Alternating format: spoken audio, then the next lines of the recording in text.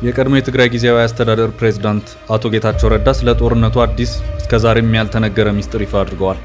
በዙር በተከፋፈለ የሁለት ዓመታቱ ጦርነት እሳቸው አላስፈላጊ መስዋዕትነት ያሉት የተከፈለበትን የጦርነት ክፍል ለይተው በቁጭት ተናግረዋል። መሆን የማይገባው ነገር ሆኗልም። አብይ እንዳይስቅ ጠላትም ደስ እንዳይለው ብለን የምንደብቀው አይደለም፣ ሐቁ ይፍረጥረጥ ብለዋል። ትግራይን ከእርስ በርስ ጦርነት እንታደጋት የሚል ጥሪ ቀርቧል። በትግራይ ጫካ ከገባው ታጣቂ ኃይል ጋር በተያያዘ የቀረበ የተማጽኖና የስጋት ጥሪ ነው። የሲዳማ ክልል ሰላምና ጸጥታ ቢሮ ኃላፊ አቶ አለማየሁ ጢሞቴዎስ ያለመከሰስ መብታቸው በዛሬው ዕለት ተነስቷል። ከፍተኛ አመራሩ በክልሉ መንግስት ላይ በተደጋጋሚ መፈንቅለ መንግስት ለማካሄድ ጥረት በማድረግ በህገ ወጥ የጦር መሳሪያ ግዢና ዝውውር ተባባሪነት ተጠርጥረው ያለመከሰስ መብታቸው መነሳቱ ተገልጿል።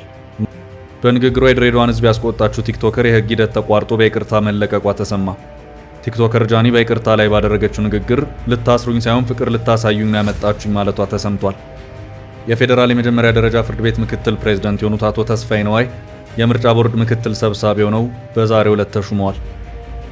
ከህንድ አህመዳባድ 242 መንገደኞችን አሳፍሮ ወደ እንግሊዝ ለንደን በመብረር ላይ የነበረ አውሮፕላን በዛሬው ዕለት ተከስክሷል። አውሮፕላኑ የተከሰከሰው ከህክምና ተማሪዎች ማደሪያ አቅራቢያ እንዲሁም በርካታ ሰዎች በሚኖሩበት መንደር መሆኑ ጉዳቱን የከፋ አድርጎታል። በሳምንቱ በቀጣይ ቅዳሜ የአሜሪካው ፕሬዝዳንት ዶናልድ ትራምፕ ከበርካታ አስርት ዓመታት ወዲህ በአሜሪካ መደረግ ያልተለመደ ወታደራዊ ትዕይንት አሰናድተዋል። ለራሳቸው የልደት ቀን ወታደራዊ ትዕይንቱን እንዳሰናዱ የሚከሷቸው ከፍተኛ ተቃውሞ ጠርተዋል። በዛው ዕለት በሁሉም 50 ግዛቶች ከ1000 በላይ ተቃውሞ ሰልፎች ተጠርተዋል። እስከ ፍጻሜው አብራችሁን ቆዩ። የምንለቃቸው ዕለታዊ ትኩስ ዜናዎች እንዲደርሷችሁ ላይክ፣ ሼር፣ ሰብስክራይብ ማድረግ እንዳትረሱ።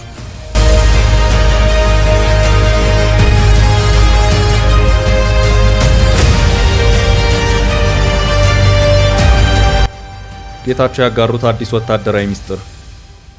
አብይ እንዳይስቅ ብለን የምንደብቀው ሚስጥር የለም። አቶ ጌታቸው ኮርነር ፕሬስ ከተባለ የበይነመረብ ሚዲያ ጋር ረዘም ያለ ቆይታ ያደረጉት አቶ ጌታቸው ረዳ አንድ ጠበቅ ያለ ወታደራዊ ሚስጥርን አጋርተዋል። በህወሓት በኩል ብዙም ሊነገር የማይፈለግ ሚስጥር ነው።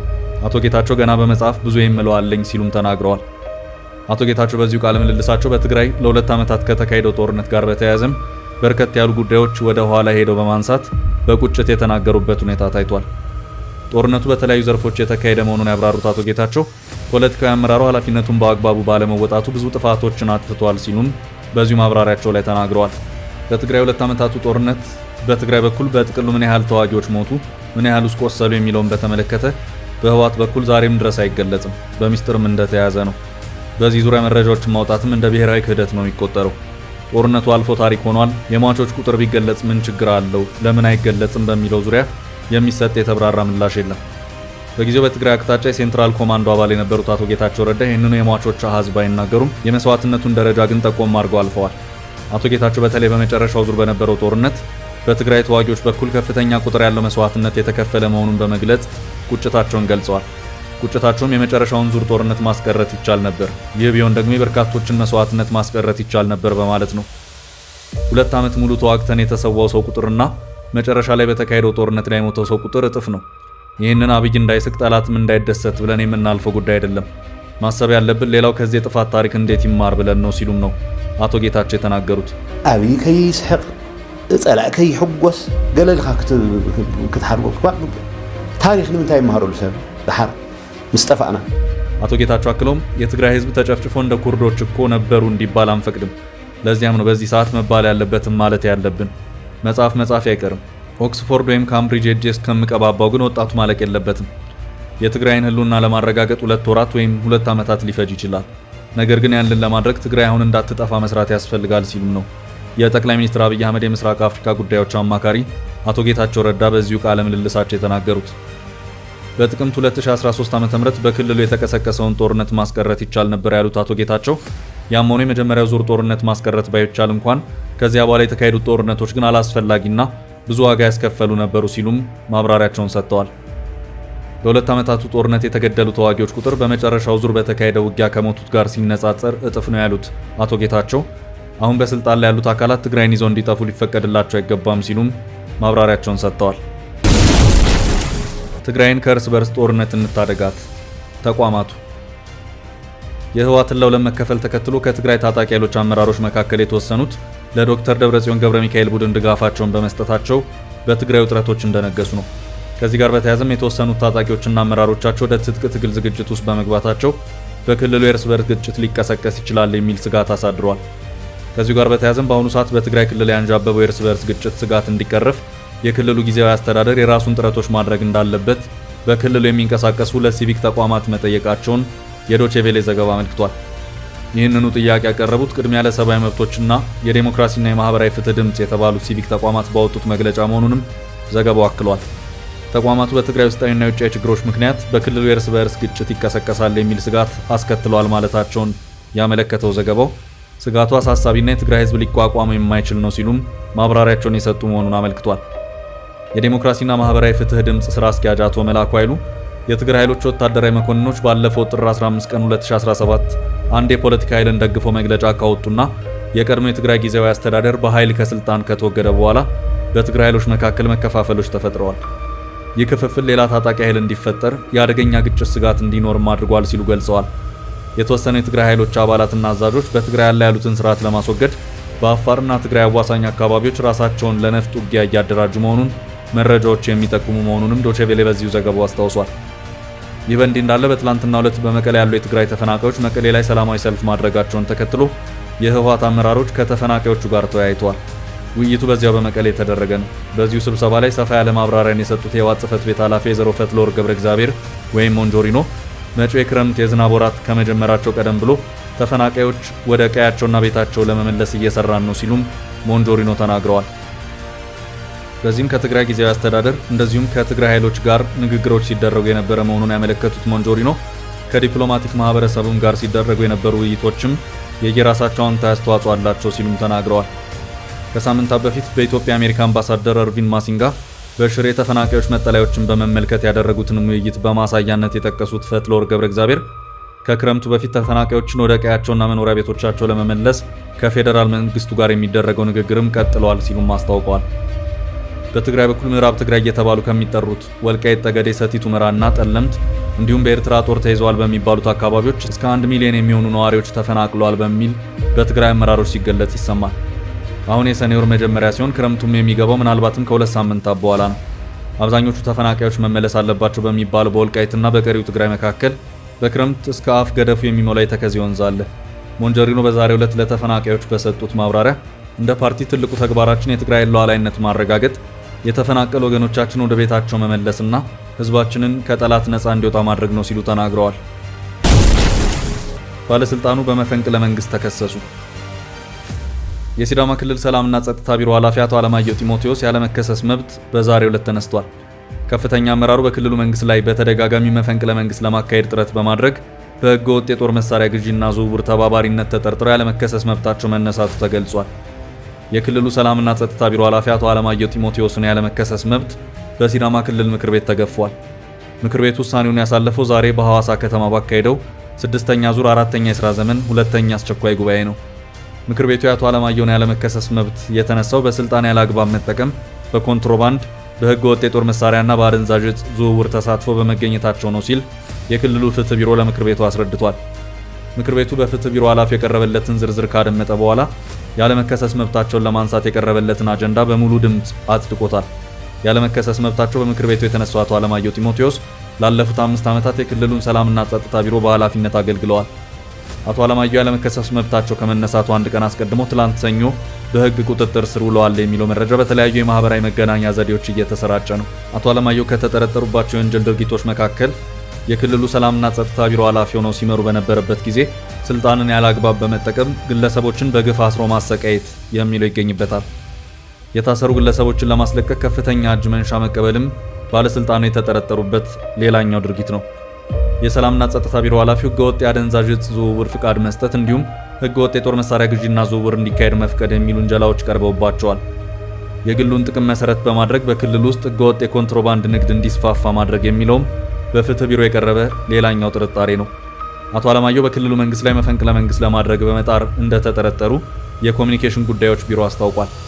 የሰላምና ጸጥታ ቢሮ ኃላፊው በተደጋጋሚ በክልሉ መንግስት ላይ መፈንቅለ መንግስት ለማካሄድ ጥረት ሲያደርጉ እንደነበር የፍትህ ቢሮ ኃላፊው አቶ ማቴዎስ ገልጸዋል። በተለያዩ ህገወጥ መንገዶች ለራሱ ጥቅም በርካታ ገንዘብ መሰብሰብ የሚለውም አቶ አለማየሁ ከተጠረጠሩባቸው ዋነኛ ነጥቦች መካከል እንደሆነ መረጃ ያመለክታል። ሲዳማ ክልል በከፍተኛ ባለስልጣን ከኃላፊነት አንስቶ በወንጀል ድርጊቶች ተጠያቂ ሲያደርግ ይህ የመጀመሪያው አይደለም። የሐዋሳ ከተማ ከንቲባ የነበሩት አቶ ጸጋዬ ቱኬ ሐምሌ 2015 ዓ.ም ከኃላፊነት ከተነሱ በኋላ በቁጥጥር ስር ውለው ተከሰዋል። በተከሰሱበት የሙስና ወንጀል ጥፋተኛ የተባሉት አቶ ጸጋዬ የሐዋሳ ከተማ ከፍተኛ ፍርድ ቤት በ13 ዓመት ጽኑ እስራት እንዲቀጡ የወሰነባቸው ባለፈው ዓመት መጋቢት ነበር። ቲክቶከሯ ይቅር ተባለች። በንግግሯ የድሬዳዋን ሕዝብ ያስቆጣችውና ከሰሞኑ መነጋገሪያ የነበረችው ቲክቶከሯ ጃኒ ገብሩ አዲስ አበባ ከተማ ተይዛ ወደ ድሬዳዋ መወሰዷ በድሬዳዋ ከዚራ ፖሊስ ጣቢያ ታስራ መቆየቷ ይታወሳል። በሳምንቱ ሰኞ ዕለት ችሎት መቅረቧን መዘገቡ አይዘነጋም። አሁን ላይ ግን ጉዳዩ በይቅርታ ማለቁን የተሰማው። ሆኖም በዛሬው ዕለት የድሬዳዋ አስተዳደር አፈጉባኤ ክብርት ፈቲያ አደንና ምክትል አፈጉባኤ ክብርት ከሪማ አሊን ጨምሮ ከፍተኛ የአስተዳደሩ ሴት አመራሮችና እናቶች በተገኙበት በድሬዳዋ አስተዳደር በሕግ ቁጥጥር ስር የነበረችው ጃኒ ገብሩ በይቅርታ እንድትፈታ ተደርጓል። በመድረኩ ላይ ንግግር ያደረገችው ጃኒ ልታስሩኝ ሳይሆን ፍቅርን ልታሳዩኝ ያመጣችሁኝ፣ እወዳችኋለሁ፣ አከብራችኋለሁ፣ በጣም ይቅርታ ስትል ቲክቶከር ጃኒ በችሎቱ ፊት ይቅርታ ጠይቃለች። ይቅር ተብላም ተፈታለች። በችሎቱ ላይ የተሰየመችው ዳኛ ድሬ ማለት ይቺ ናት፣ ድሬዎች ይቺን ልጅ ከልብ ይቅር በሏት፣ ልጅ ናት ማለታቸውም ተዘግቧል። በቲክቶክ ላይ በተላለፈ ቪዲዮና እሱን ተከትሎ በተነሳው ዝግብ ለእስር የተዳረገችው ቲክቶከሯ ስመኝ ገብሩ ወይም ጃኒ በድሬዳዋ ሴቶች ስለሚለብሱት ሺቲ በተመለከተ በቀጥታ ስርጭት ላይ የተናገረችው ንግግር የመታሰሯ ምክንያት መሆኑ ይታወቃል። ይህን ጉዳይ በተመለከተ በራሷ የቲክቶክ ገጽ ላይ በጣም ተሳስቻለሁ በማለት ቀደም ብላ ይቅርታ የጠየቀች ቢሆንም ጉዳዩ ወደ ሕግ ተመርቶ በድሬዳዋ ከተማ አስተዳደር ፖሊስ ከሳሽነት ባለፈው ሳምንት ሐሙስ ዕለት በአዲስ አበባ በቁጥጥር ስር ውላለች። ከዛም ወደ ድሬዳዋ የተወሰደች ሲሆን በሳምንቱ መጀመሪያ ሰኞ ፍርድ ቤት ቀርባ ነበር። በሰኞ ችሎት ፖሊስ ከተከሳሿ ስልክ ጋር ያልሰራናቸው ምርመራዎች አሉኝ፣ ተጨማሪ ቀናት ይሰጡኝ በማለቱ 7 ቀን በፍርድ ቤት ተፈቅዶለት ለሰኔ 9 2017 ዓ.ም ተለዋጭ ቀጠሮ ተሰጥቶ የነበረ ቢሆንም ቲክቶከሯ በመስተዳደር ውሳኔ ይቅርታ ጠይቃ ይቅር ተብላ ጉዳዩ በዚህ መቋጨቱ ታውቋል። ምርጫ ቦርድ ምክትል ሰብሳቢ ተሾመለት። የፌዴራል የመጀመሪያ ደረጃ ፍርድ ቤት ምክትል ፕሬዝዳንት የሆኑት አቶ ተስፋዬ ነዋይ የምርጫ ቦርድ ምክትል ሰብሳቢ ሆነው በዛሬው ዕለት ተሹመዋል። ምክር ቤቱ በዛሬው ስብሰባው በትግራይ ክልል በተለያዩ ኃላፊነት ላይ የሰሩትን ከ2011 ጀምሮ ደግሞ የፌዴራል ከፍተኛ ፍርድ ቤት ምክትል ፕሬዝዳንት ሆነው ሲያገለግሉ የቆዩትን አቶ ተክሊት ይመስልና በሐረሪ ክልል ከፍተኛ ፍርድ ቤት ከፍተኛ ዳኛ ሆነው ሲያገለግሉ የቆዩትን ወይዘሮ ነሲማ አሊ የቦርድ አባል እንዲሆኑ የቀረበለትን ውሳኔ አጽድቋል። ሹመታቸውን በተመለከተ ሀሳባቸውን የሰጡት የምክር ቤት አባሉ ዶክተር አበባው ደሳለው ነፃና ገለልተኛ ምርጫ ማካሄድ የምርጫ ቦርዱ ዋነኛ ስራው ቢሆንም እስካሁን ባለው ሁኔታ ነፃና ገለልተኛ ምርጫ ለመካሄዱን የተለያዩ አካላት በቅሬታ እንደሚያቀርቡ ተናግረው ተሿሚዎቹ ቀጣዩን ምርጫ ነፃና ተአማኒ ለማድረግ እንዲሰሩ አሳስበዋል። ሌላ የምክር ቤት አባል አቶ ኢሳ ቦሩ በበኩላቸው አዲስ ተሿሚዎቹ በትምህርት ዝግጅትም ሆነ በስራ ልምድ ብቁ መሆናቸውን ተናግረው ቀጣዩ ምርጫ ግልጽና ፍትሃዊ ለማድረግ አቅሙ እንዳላቸው ምስክርነታቸውን ሰጥተዋል። በምክር ቤቱ የመንግስት ተጠሪ ሚኒስትር የሆኑት ዶክተር ተስፋዬ በልጅጌ ተሿሚዎቹን በተመለከተ ከተፎካካሪ ፖለቲካ ፓርቲዎች ጋር ውይይት መካሄዱን ተናግረው በህገ መንግስቱና በምርጫ ህጉ መሰረት አዲሶቹ ኃላፊዎች የሚካሄዱ ምርጫዎችንና የህዝብ ውሳኔዎችን ገለልተኛ ሆነው ለማካሄድ ይሰራሉ ብለዋል። አስደንጋጭ አውሮፕላን አደጋ። ከህንድ አህመድ አባድ 242 መንገደኞችን አሳፍሮ ወደ እንግሊዝ ለንደን በመብረር ላይ የነበረ አውሮፕላን በዛሬው ዕለት ተከስክሷል። አውሮፕላኑ የተከሰከሰው ከህክምና ተማሪዎች ማደሪያ አቅራቢያ እንዲሁም በርካታ ሰዎች በሚኖሩበት መንደር መሆኑ ጉዳቱን የከፋ አድርጎታል። በአደጋው ከ204 በላይ ሳይሞቱ እንዳልቀረን የተገለጸው። በምዕራብ ህንድ ከምትገኘው አህመድ አባድ ከተማ ተነስቶ በረራ የጀመረው አውሮፕላኑ በለንደን ወደሚገኘው ጋትዊክ አውሮፕላን ማረፊያ የሚበር ነበር ተብሏል። የአውሮፕላኑ ባለቤት ኤር ኢንዲያ ባወጣው መግለጫ ዛሬ ከአህመድ አባድ ለንደን ጋትዊክ የሚበረው ኤአይ 171 አደጋ አጋጥሞታል ሲል አስታውቋል። የህንድ አቪዬሽን ሚኒስትር ኪንጃራፑራ ሞሃን ናይዱ በአህመድ አባድ በደረሰው አደጋ በጣም ደንግጫለሁ፣ አዝኛለሁ ብለዋል። አክለውም የአቪዬሽንና የድንገተኛ አደጋ እርዳታ ሰጪ ተቋማት ፈጣንና የተቀናጀ እርምጃ እንዲወስዱ መመሪያ ሰጥቻለሁ ብለዋል። የህንዱ አየር መንገድ ቦይንግ 787-8 የመንገደኞች አውሮፕላን 242 ሰዎችን አሳፍሮ ከህንድ አህመድ አባድ ወደ ለንደን በመጓዝ ላይ ሳለ አየር ላይ ብዙም ሳይቆይ ነው አደጋ የገጠመው። በአውሮፕላኑ 169 የህንድ፣ 53 የብሪታንያ፣ 1 ካናዳ እንዲሁም 7 የፖርቹጋል ዜጎች እንደነበሩ የህንድ አየር መንገድ አስታውሷል። የአውሮፕላኖችን በረራና ካርታ በግልጽ ለይቶ በማስቀመጥ የሚታወቀው የስዊድኑ ፍላይት ራዳር 24 የአውሮፕላኑን የመጨረሻ ምልክት ያገኘው በ625 ጫማ ወይም 190 ሜትር ከፍታ ላይ ከጥቂት ሰከንዶች በኋላ ነው ብሏል። የአገሪቱ ሲቪል አቪዬሽን ባለስልጣን አውሮፕላኑ 232 መንገደኞችንና 12 የበረራ ሰራተኞችን ማሳፈሩን አስታውቋል። በመጨረሻም ትራምፕ ላይ የተጠራው ከባድ ተቃውሞ። ንጉሥ አይደለህም። በሳምንቱ በቀጣይ ቅዳሜ የአሜሪካው ፕሬዝዳንት ዶናልድ ትራምፕ ከበርካታ አስርት ዓመታት ወዲህ በአሜሪካ መደረግ ያልተለመደ ወታደራዊ ትዕይንት አሰናድተዋል። የአገሪቱ ጦር 250ኛ ዓመት ምስረታን ያስታከከው ትዕይንቱ ከፕሬዝዳንት ትራምፕ የ79ኛ የልደት ቀን ጋር ተገጣጥሟል። ትራምፕ ትዕይንቱ ለኔ አይደለም ለአሜሪካ ጦር ምስረታ ነው ቢሉም ተቃዋሚዎች ለልደታቸው ቀን ለራሳቸው ያዘጋጁ ስጦታ ነው ሲሉ ተችተዋል። ትራምፕ አሜሪካ የሁለተኛ ዓለም ጦርነት አሸናፊ ብትሆንም ድሉን አታከብርም፣ እንደ ፈረንሳይና እንግሊዝ ያሉ ሀገራት ግን ያከብሩታል፣ ይሄ መለወጥ አለበት ሲሉ ተሰምተው ነበር። የአሜሪካ ቀደምት ፕሬዝዳንቶች ሆነም ፔንታጎን ትልቅ ወታደራዊ ትዕይንት የማድረግ ልማድ የላቸውም። በዕለቱ ታዲያ ከ1800 በላይ ስፍራዎች ንጉሥን አንቀበልም፣ የነገስታት ተቃውሞ ቀን በሚል ትራምፕ ላይ ሰፊ ተቃውሞ ተጠርቷል። ትራምፕ ፔንታጎን ከበጀቱ $45 ሚሊዮን ወጪ አድርጎ እንዲያሰናዳ ያዘዙትን ወታደራዊ ትዕይንት የሚበጠብጥ የሚቃወም ላይ እርምጃ ወስዳለሁ ሲሉ አስፈራርተዋል። ትራምፕ ንጉሥ አይደሉም፣ ንጉሥ አንፈልግም የሚለው ተቃውሞ በ50ዎቹም የሀገሪቱ ግዛቶች ነው የተጠራው። ዙፋን የለም፣ አክሊል የለም፣ ንጉሥ አይደለህም የሚሉ መፈክሮችን የያዘ ተቃውሞ ጥሪ ነው። በቀጣይ ቅዳሜ የሚደረገው የትራምፕ ወታደራዊ ትዕይንት 6600 ወታደሮችን ማርች የሚያደርጉበት ሲሆን ታንኮች፣ ሄሊኮፕተሮች፣ ሚሳይሎች ጭምር ይቀርቡበታል ተብሏል። ትራምፕ ላይ የተጠራው ተቃውሞ በኒውዮርክ፣ ፊላደልፊያ፣ አትላንታና ሂውስተን በርካቶች ለመገኘት ማረጋገጫ የሰጡበት ነው። የተቃውሞ አዘጋጆች ቀጥተኛ ግጭት እንዳይፈጠር በማለት የትራምፕ ወታደራዊ ትዕይንት የሚቀርብበትን የዋሽንግተን አካባቢ ከተቃውሞ ውጭ ማድረጋቸው ተነግሯል። ንጉሥ አንፈልግም የሚል መሪ ያለው ተቃውሞ በሺዎች ይታደሙበታል ተብሎም ይጠበቃል።